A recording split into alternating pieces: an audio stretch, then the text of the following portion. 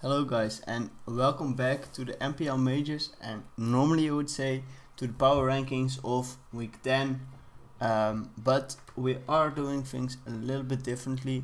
So first of all, you might already hear this, I'm alone this week. That's because of a few reasons. So let's just first go over what happened next week so I can give you an out on that one. So basically, me and Turbo, we normally record on Thursdays, but Turbo that week said let's do it on Friday. I was like, okay, fine. I had the Friday. I was pretty free in the evening, and then when evening rolled around, Turbo was just nowhere to be found, and I thought, okay, I still have quite a lot of time over the weekend, and I thought, the power rankings 1, maybe 2 days late.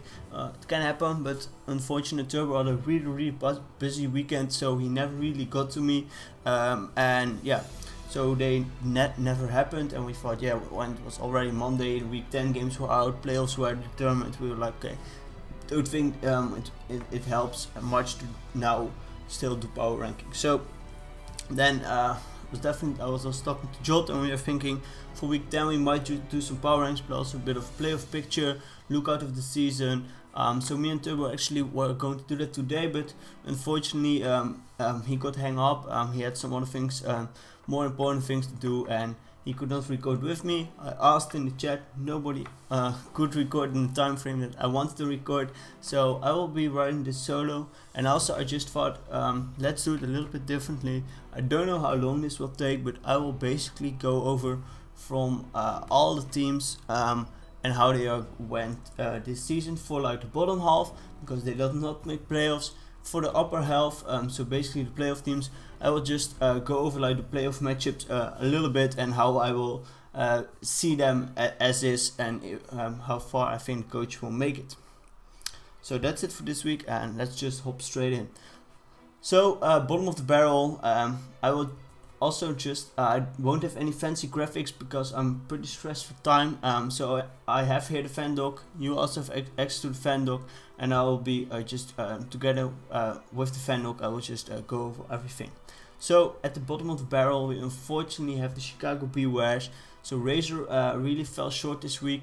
I think it basically was like the last week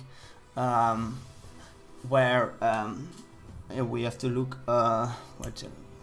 So he lost to the Montreal Habsels last week, so that's been unfortunate because that's why he ended up at last place.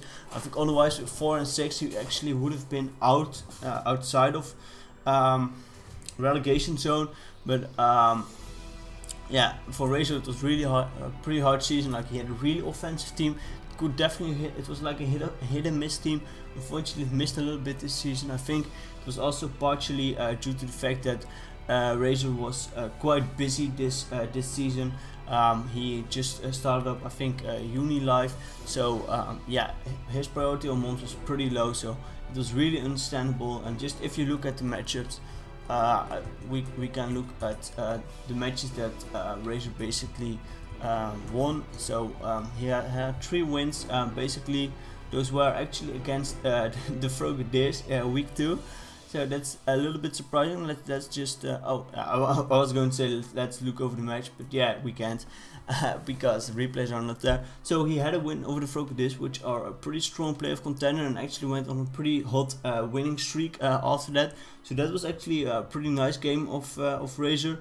Then he also won week 4 against the FC Poplio, where I think it was the first game David played, and Razor just brought a lot of offense, and yeah, the team of David was not able to deal with it, partially because yeah, it was also not the greatest team that David took over for sure. And then I think in week 9 he won actually a really crucial match in a 1-0 fashion, where he was just able to out-pressure, out-offense Jolt, and basically ruin any chance Jolt had at the playoffs. So when you look at it, he actually managed to beat Jolt, which is always really hard to beat, especially in that crucial week where Jolt was definitely looking to clinch, not clinch playoff spot, but be in a really solid position for playoff spot, but also just a winning of the Frogadiers. So he definitely had some strong weeks, but unfortunately there were a lot of off weeks, like the 6-0 against Gypsy, 4-0 against Bayern, which also did not have a great season, but just those weeks in between that really broke him up. And I think it's just unfortunate how things ended. I don't know if Fraser will be back next season, because he, as I mentioned, he's really busy in real life. So definitely we'll have to see. And if he will be back, he will be a fellow minor coach. So then over to the next one in standings. That's actually Shadi and the Bayern Munich. So for sure, nobody really expected Shadi's season to go like that. I think he himself also did not expect it. I think it was partially to blame on his draft. His draft was quite suboptimal. We also didn't rank it that high in the post-draft power rankings, and that's paired with some rough losses. I think really broke him up, and he also already announced that he won't be back for next season. So otherwise he would be a fellow minors coach. But so. That's it for Shadi. And if you just look at the whole schedule when he performed this season, mainly he got a win over the Lux race in week 7. He got a win over the Juice Toxapaxtons, and he got a win over Chicago BOS. So I think Chicago BOS was the first week there where he really showed that his team was quite capable, because in the first 2 weeks he really struggled finding the groove of his team. And then in the week after, they actually managed to beat Trev, and after that I think both did some transactions which kind of benefit both teams. But he was 2-2, and you would think he's back on track. But after that he lost a few games, which has been unfortunate. I remember the game against Jolt was a really, really close game, where the crucial Crusalia set played a huge part into it, and he managed to beat the Lux race. It was pretty nice. Of course, Mono did not have the strongest team this season, but still he made playoffs, and it was a solid win by Shadi. Also because of that PPL rivalry, of course. Then against Monreal, also a little bit unfortunate with their best Slowbro, and then Frogadish and against the Phoenix. Unfortunate losses, but also I think at that point Shadi was not trying his hardest anymore. Of course he wanted to win, but not the hardest. So definitely good luck Shadi in the PPL and in the rest of your draft league career, and maybe in the future you will be back in the NPL. Otherwise we might have a rematch in maybe another league, because I would really like to battle you sometime again. So, on to our number 14, who is normally would play a minors coach for a spot, but because that's David and FC Poplio, and he just took over in the middle of the season, that's not going to happen. He will just stay in majors. He earned his spot rightfully, and I think next season he definitely will be a solid contender. Just if you look at his team was just not good. I want to say awful, but I don't know if I would characterize it as awful. But basically a triple watercore, Caldio, Phalop, Magus Pert was not the best. Of course it was a little bit of a fun team, but definitely not the strongest. I think David did alright.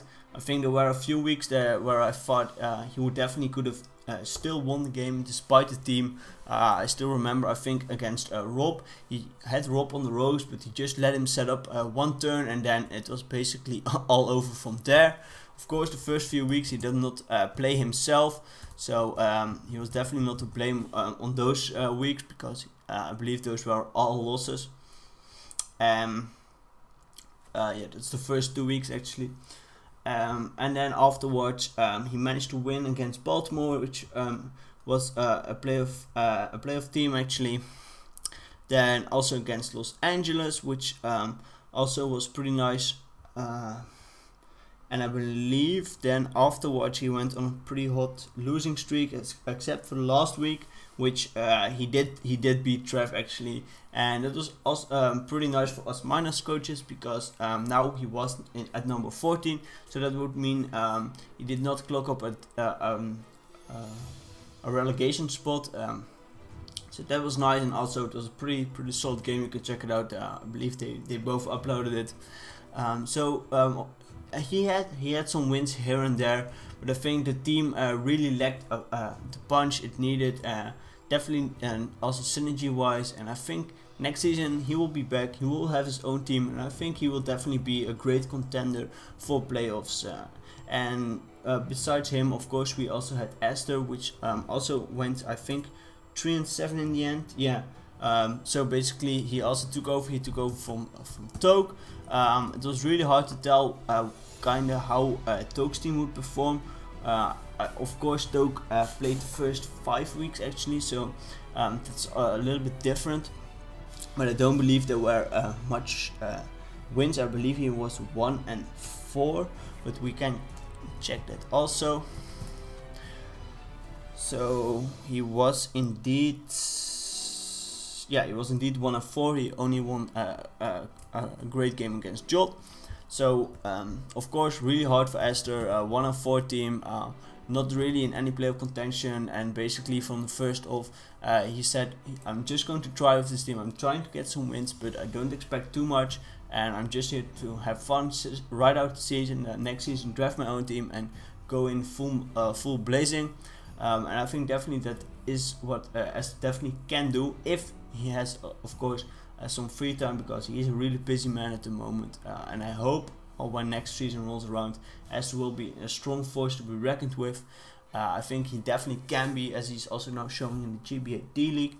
And I think other than that, his team was just pretty subpar. If you look at it, of course it had the Mega Mawel, it had some synergy resolved around it, but I think it was just too much focused on that Mega Mawel, and that really broke up the team as a whole.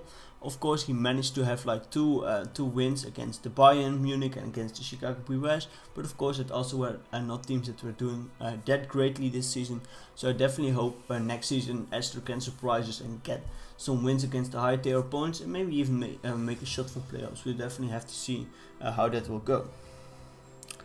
So now we covered like the coaches that most likely are leaving, the coaches that just got promoted and had to deal with a new team. Now we get more so into the coaches that just a little bit underperformed this season, you could say. And first off, we have the Los Angeles Reggie Rams.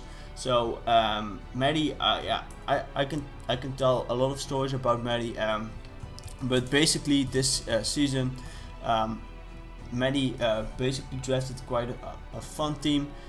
Where he thought, okay, this has still the potential to win because it had like a lot of trick room and speed pass options, but overall it was a fun team. He had a lot of points on the board, and basically he went in with the mentality, okay, let's see how things go, and he won the first week, so he was like, okay, this can work. Then he went on a 3-game losing streak, and I was like, okay, I think I made a mistake here. Then he won a game against Merck, but he had a pretty nice matchup, so 2-3, everything is possible. And I believe from there, yeah, he lost one game, then he won a game against Gypsy, which could have definitely been a big win for Gypsy, but of course, go watch that match if you don't remember it. But basically, a last turn crit sealed the deal for Maddie, and I think around that point he was like, okay, I'm now 3-4. I have some chance at playoffs, so let me pick up some strong ones like Zardex, like Circuitry. But the problem more was, I think, the team as a whole was not really synergized, and also it was a little bit too late into the season to change up the whole team and expect immediate results. Because as we saw against Houston, he still had a small loss, and then he had a win against the Sunflowers, but then again against Umbrians, the offense of the Umbrians, and just was a little bit better, and he also lost that game. So he ended up being 4-6, and I think what we can just, when we look at Maddie's season, I think he just put the grab on the card. So Crabominable will be drafted more often after this season, I think, because he really showed some amazing potential of that mon, especially when you have things like Trick Room, but also just as a mon itself, it performed really well, and I really liked that he was able to have this like really undervalued mon, and a mon that we did not know much about, and he really showcased it that well, and that's what I really liked about Maddie this season. And I hope next season, and I think he will, if he comes back, he will just draft a really strong team and will be like the title contender. Like, I think especially, and we don't know what happens, but just in case Gypsy wins his third title, I think Maddie will go in next season full game, full blazing mode, and will try to defeat the champion for sure. So, on to our next coach, which is actually our commissioner, Jolt of the Toronto Star Raptors. And Jolt, again, it's a little bit similar trend, I think, the last few seasons for Jolt, and that's that he just is he's just not able to fully grasp. Yeah, I don't think it's that he can't grasp the team, but it's just that he really struggles in some of the games, and that he just always just falls short of playoffs as of late. And I don't know where the problem lies, because look at like other league he joined recently, the GBA D League. He's doing pretty great there. And of course the competition is really high in the NPL, but Jolt, I think, can definitely compete, because I have seen some games this season of Jolt were really great. Against Vert, he had just that one game plan in mind, and he stick to it, and he executed it, and he won. And the same he did against the Bayern Munich, also against the Umbrians. So he had some really strong wins, and I think, oh, Jolt's a great playoff contender. But he also has had a lot of downs. In the first 3 weeks, actually, he went 0-3. No, he went 1-2. Sorry. But yeah, a really small loss against the Phoenix Suns. Of course, that could happen. Then against Portland, it was a lot of 50-50s, but I believe Portland definitely outprepped him a little bit, which normally doesn't happen. But still, 2 losses, that's not too bad. But then you look at the later part in the season. Then we have the Baltimore, where a little bit of misprep, and then 1 or 2 turns of crucial hacks just broke down. Still 3 losses, everything's possible. But then week 8 rolls around, and I can ramble a lot of what happened week 8. Definitely go watch it. Basically, Jolt more or less threw the game on purpose, because he thought he could definitely still make playoffs. So he didn't bring the most optimal team, and Gypsy just beat him down, because Gypsy brought the team, played offensively, and had Jolt on the ropes. And then he had a really small and tough loss against Chicago, and then his playoff potential just shattered right there. And so I definitely think he could definitely have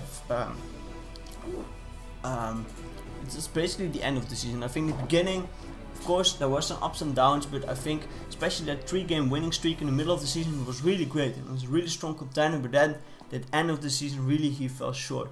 And I think for next season, I don't know what I could say to Jolt, just that he has to be as strong as he is during the season, also that he has to stick it out towards towards the end, and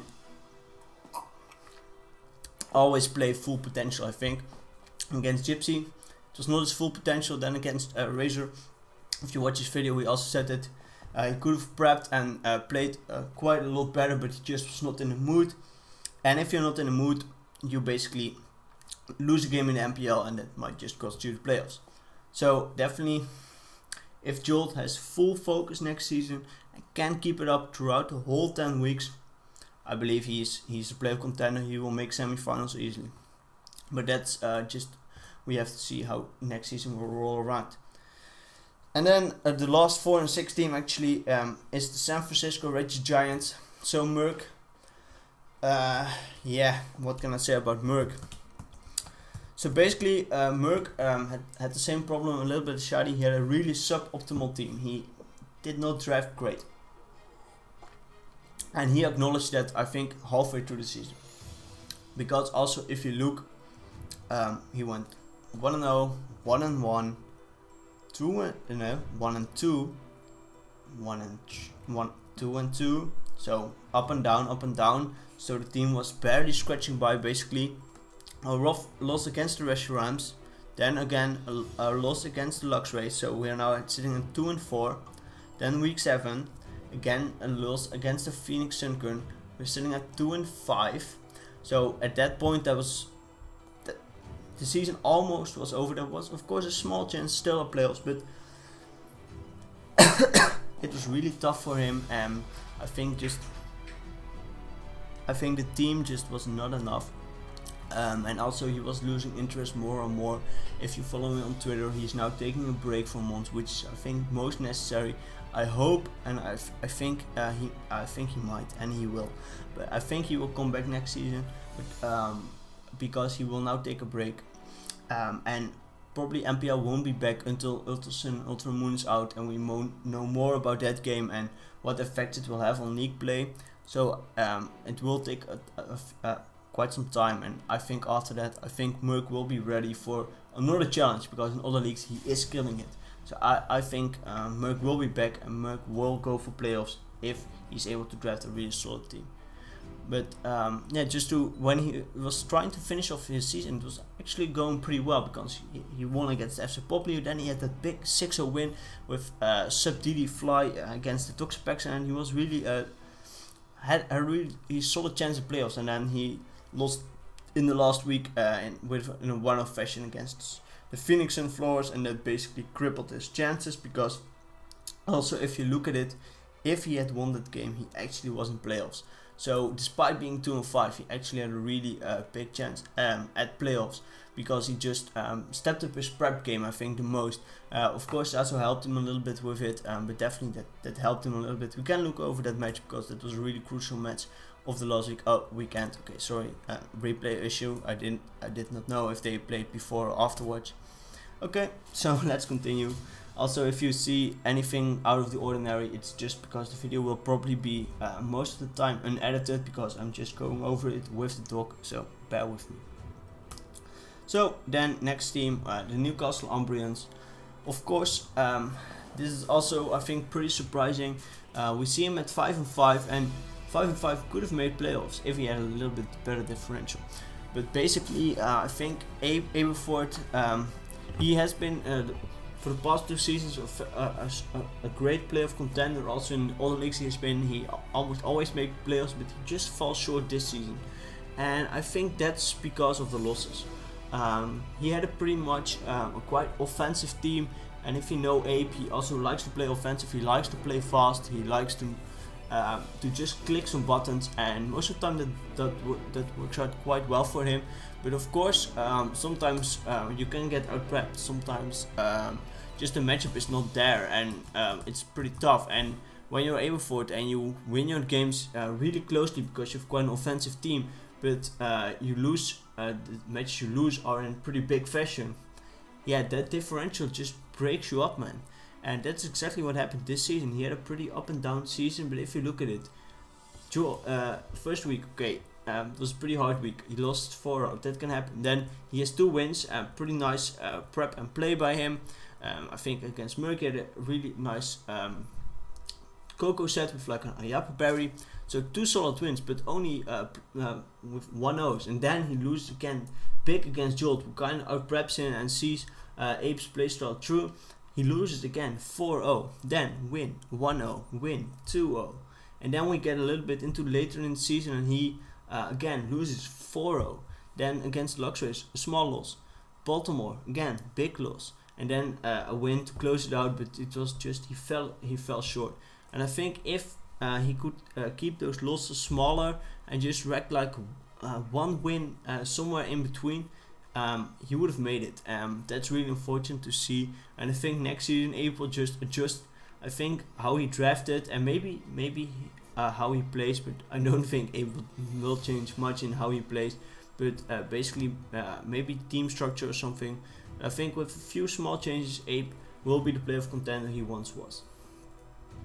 So I think now we have covered every team that's not in playoffs. So I believe this was already is already quite a long video. We can quickly check. Okay, 24 minutes. That's alright, but normally we are almost done now. So for the first 8, so okay, this is also all improvised. Okay, let's say it like this. If you guys liked what I did for the teams 9 to 16, just let me know in the comment section down below. Hit me up on Discord or something, and then I will also do it for teams 1 to 8 when they are out of playoff contention. So basically, after the first 4 playoff matches, 4 teams will be out.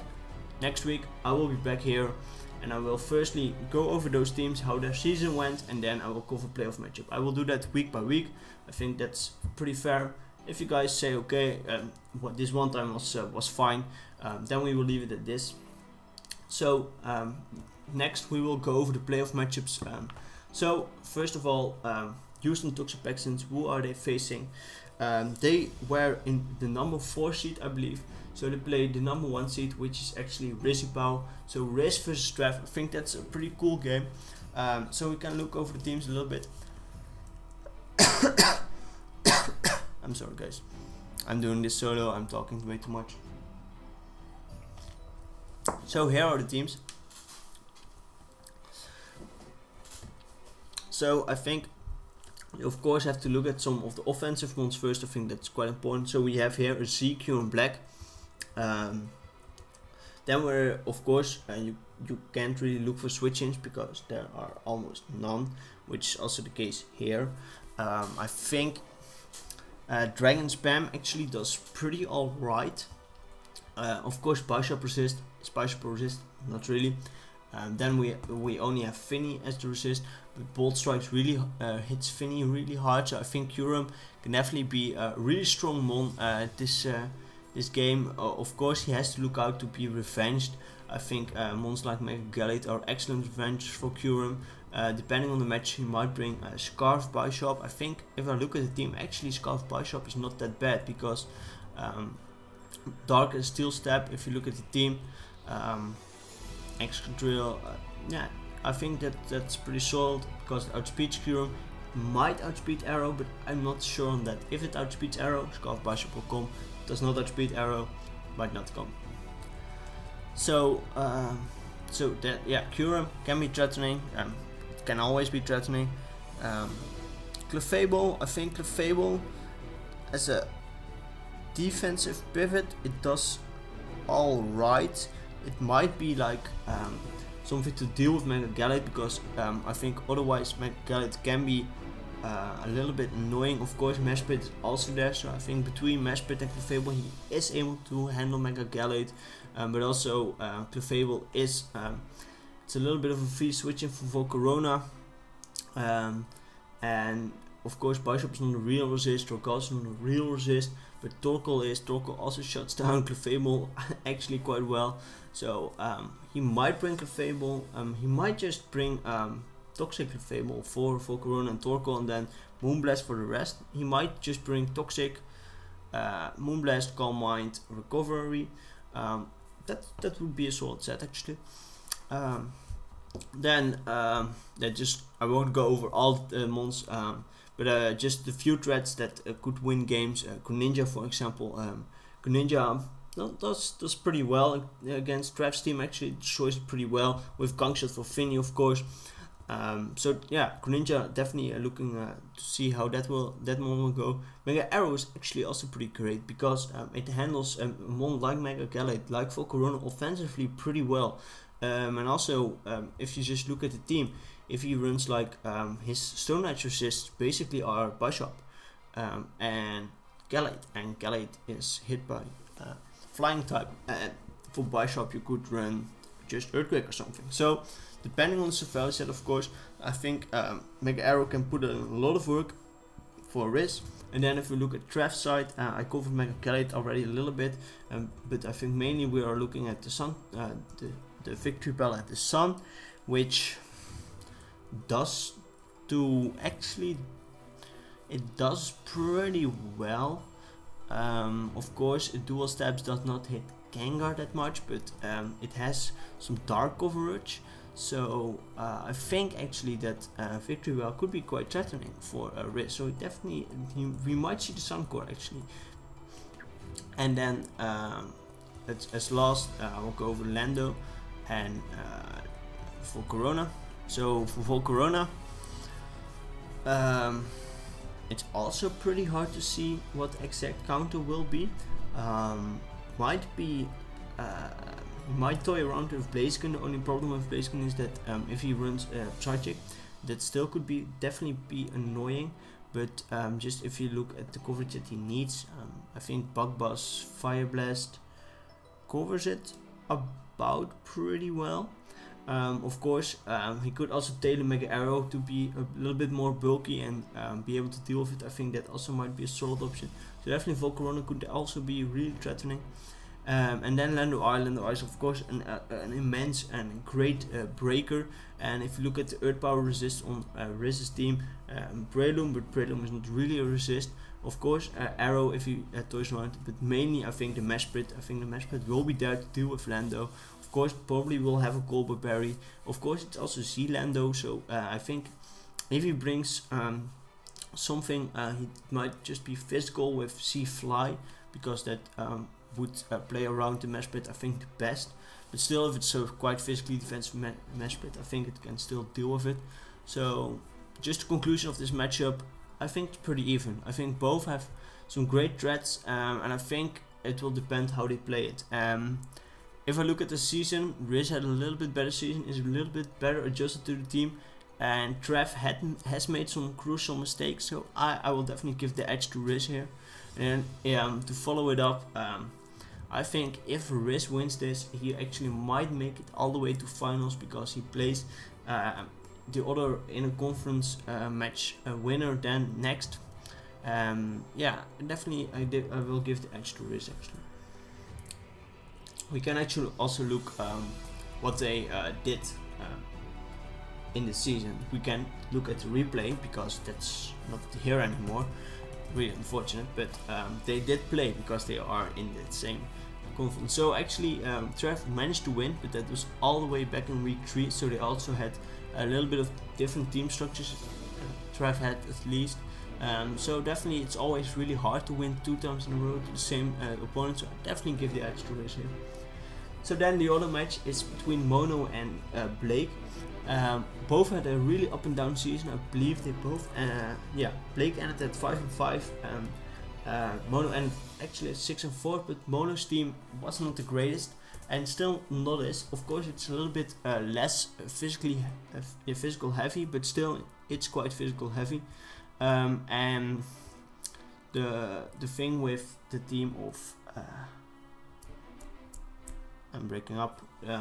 The team of Moxie is the problem that the balance between like fat and offense, it's a really narrow and hard balance, and definitely if he brings fat and Mono is not prepared for fat, he might win the game. But if he brings fat and Mono brings really a lot of breaking potential and just set up on that fat, then he will just lose. So I think that makes it really hard in this matchup for Baltimore.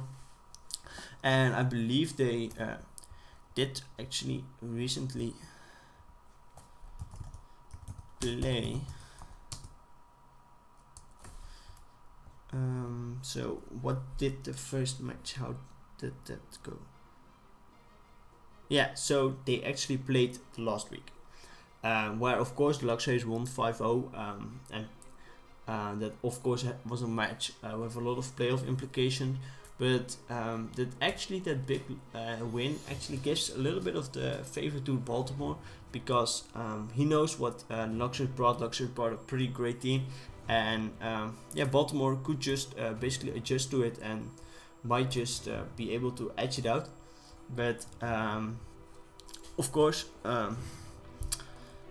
if you look at the matchup, I think it's pretty even. I think in the last match at 5-0, I think it was mainly there that the Megalopening did a lot of work, while it chipped down the counters pretty effectively and then basically went all in at the end.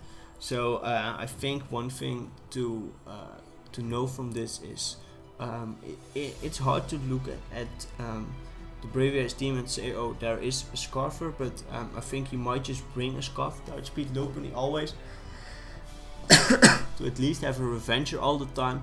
It might actually be something like Scarf Togekiss. I think that's quite necessary after the last week what we saw there. And I think other than that, he might just bring his offense a little bit more. So maybe we see a Zygo 10% form, and maybe we see a little bit more Infinite action.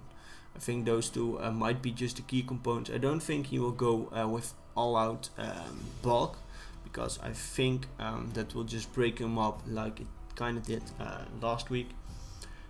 For mono, of course, low penny is always a big threat, and besides low penny, he has the Mimikyu, which also has actually quite some potential against the previous team. Of course, there is Drapion, but if he is able to deal with Drapion, Mimikyu actually can go in pretty well. So yeah, definitely looking forward to that rematch so short, and also looking forward how that will play out. It's pretty even, I would say. I can't really give anyone the edge here.